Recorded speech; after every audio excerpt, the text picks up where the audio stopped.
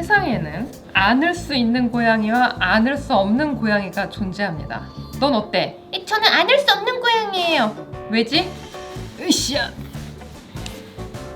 살려주세요. 엄마가 안아주는데 뭘 살려주세요. 살려주세요. 안을 수 없는 고양이의 특징은 몸이 탄탄하다는 것입니다. 젤리처럼 안으려고 하면 너무 탄력이 있어가지고 튕겨져서 나가는 것 같습니다. 반면 안을 수 있는 고양이는 토토야미 이리 오세요. 이리 와. 맞니? 가까이 오고. 너무 웃겨 진짜. 약간 못 알아듣는데 좀 똑똑해졌어. 안을 수 있는 고양이는 약간 접이식으로 늘어지는 고양이들이 안을 수 있는 고양이죠. 이렇게 해서 안아요. 그러면은 몰랑몰랑 해가지고 나는 누구? 여긴 어디? 살려주세요. 뭐 이런 생각으로 멜롱멜롱 붙어있기 마련입니다.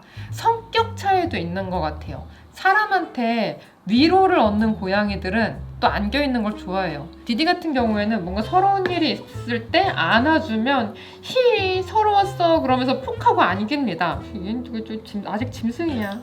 진짜 서러운 날은 안아달라고 꾸 하면서 쳐다보고 만져주세요 안아주세요 이렇게 얘기를 해요. 5살 정도 더 먹으면은 그런 걸 눈치채게 되는 것 같아요. 물랑물랑해. 이게 아무 생각 없는 고양이들이 있어. 디디가 주로 안아달라고 할 때는 오늘 사랑해 노래를 많이 못했다라고 생각할 때 티티한테 이유 없이 맞았어. 그러면 와서 안아주세요 엄마 띠띠한테 맞았어요. 바보야 여기야.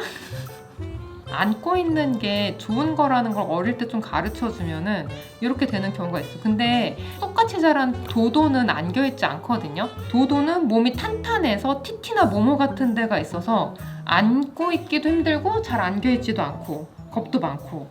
우리 집에서 안는 거 좋아하는 고양이 또 누구 있어? 토토요.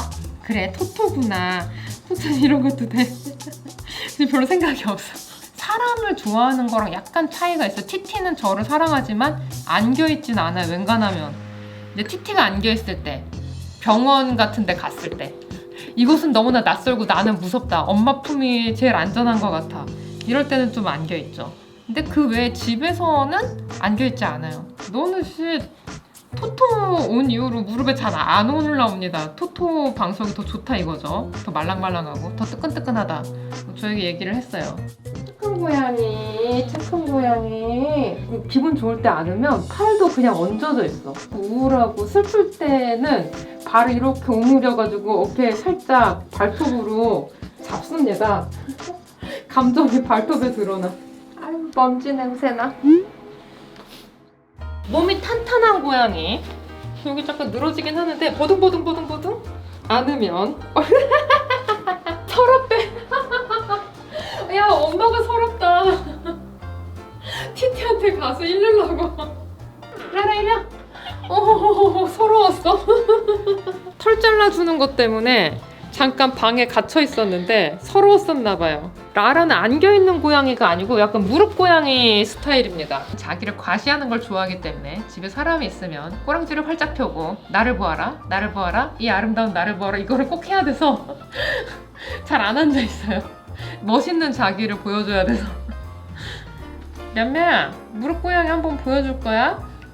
안 보여줄 거야? 이리 와.